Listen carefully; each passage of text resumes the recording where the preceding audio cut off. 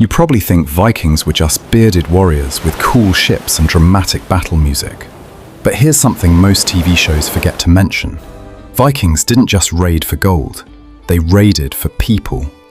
When Viking ships left Scandinavia, they weren't just looking for treasure, they were looking for captives. Men, women, children. Entire families dragged from their homes and forced onto longships. These captives were called thralls. And being a thrall meant one thing: you were property. Not a citizen, not protected, not paid. Property. During raids across England, Ireland, and deep into parts of Eastern Europe, Vikings captured thousands. Some villages were hit so fast, people barely had time to run. One minute you're at a market, the next minute you're tied up and shoved onto a boat, headed into the unknown. Once captured, a thrall's life depended entirely on their owner. Some were forced into brutal farm labor, working from sunrise to sunset. Others were used for housework, cooking, cleaning, or childcare. Stronger captives were pushed into heavy construction, hauling timber, building ships, or expanding settlements. And for women, it could be even worse. Some were taken as concubines, not wives, not partners, property. In Viking law, killing someone else's thrall might cost you a fine. Killing your own? Often no punishment at all. That's how little protection they had. But Vikings didn't just keep slaves, they sold them.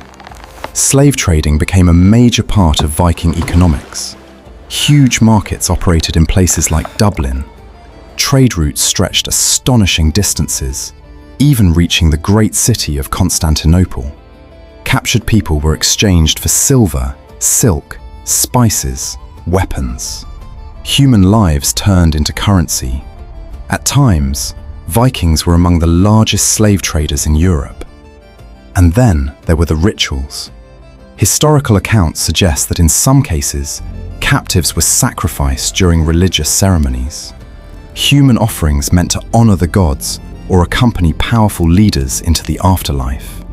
Not every thrall faced that fate, but the possibility alone tells you everything about their status. Still, the story isn't completely black and white. Unlike some later slave systems, thralls could sometimes earn or buy their freedom. If they survived long enough, if they gained favor, if they somehow acquired money.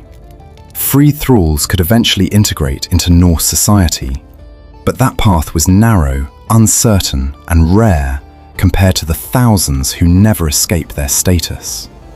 It's easy to romanticize Vikings, the ships, the armor, the fearless explorers crossing oceans. And yes, they were incredible sailors, skilled traders, fierce warriors. They built settlements that shaped European history. But behind the longships and legends was an uncomfortable truth. Their economy ran partly on human trafficking.